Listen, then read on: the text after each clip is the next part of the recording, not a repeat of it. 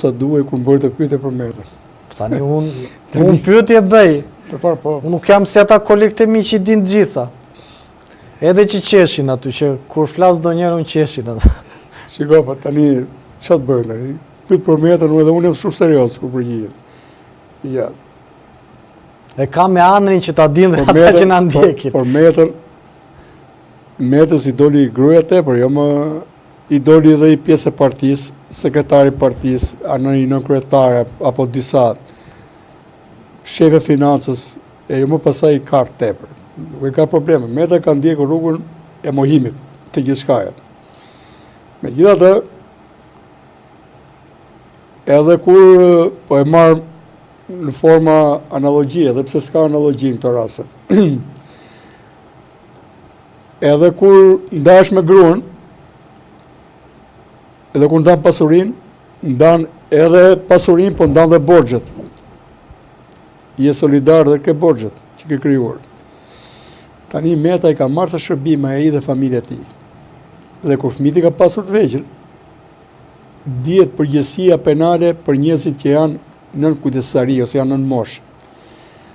Nëse fëmia im shkollohet me para të zeza dhe është nën moshën 18 vjeç, përgjegjësinë e mban prindit ose kujdesari. Por ne kemi lënë klauzura ligjore të flenë atje. Unë si kam lënë. Duke bërë një jetë publike, bërë më i përgjeshëm kur dalë flasë.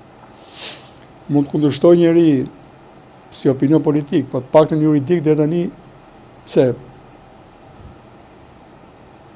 lutem që Zoti ma mbylli gojën kur s'kam çfarë them, ose nuk duhet ta them diçka.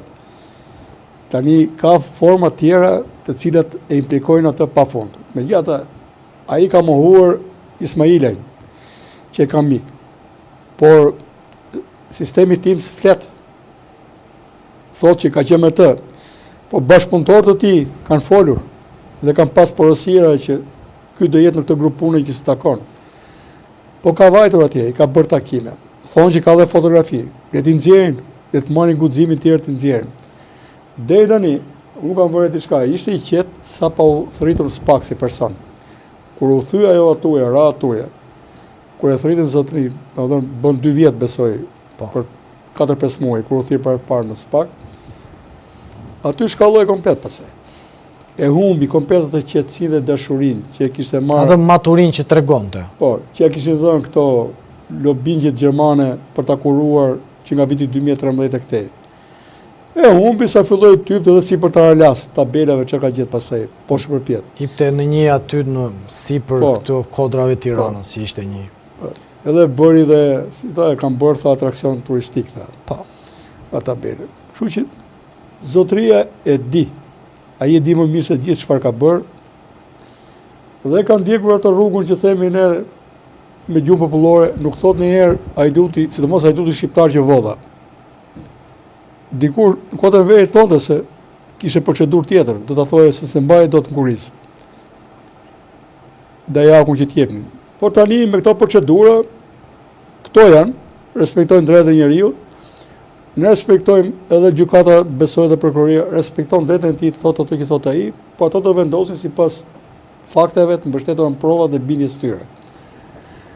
Le të justifikojmë Meta, qoftë ato video që hoqin nga YouTube-i, edhe pronë të tjera. Mendoj që janë nga YouTube-i. Ju thoni për atë emisionin që tregoheshe pompoziteti. Ç'o tregohet, ç'a them?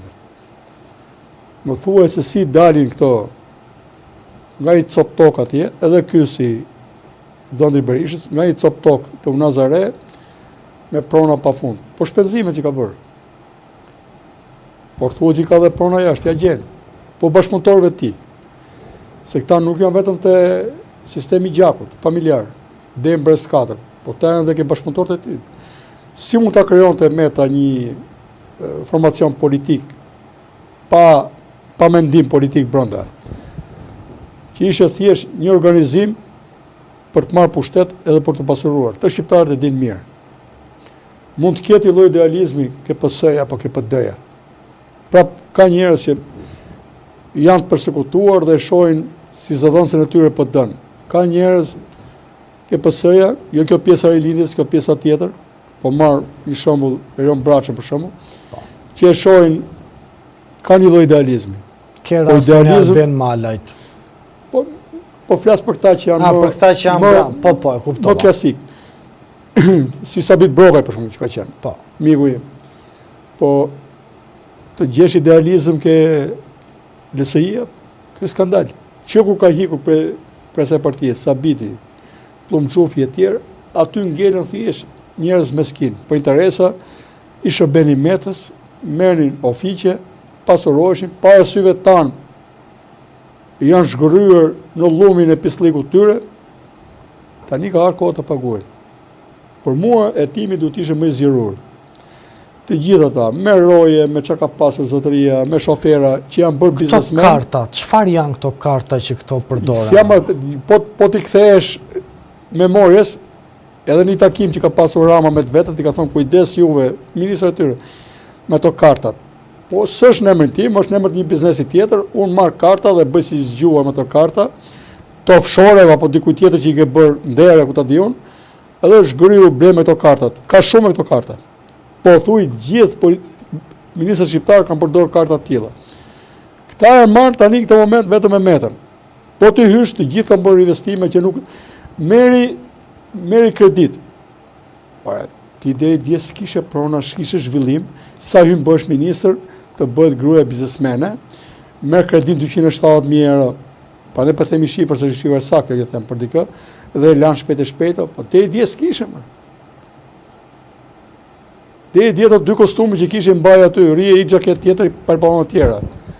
Tani sa u futë këtu, tu bëdhe gruaja më e zgjuar, më frutdhënëse ku ta diun e tjerë. Gjithë tyre ju bëhet edhe babai më kursimtare, mamaja, gjyshi, vëllezërit gjithë.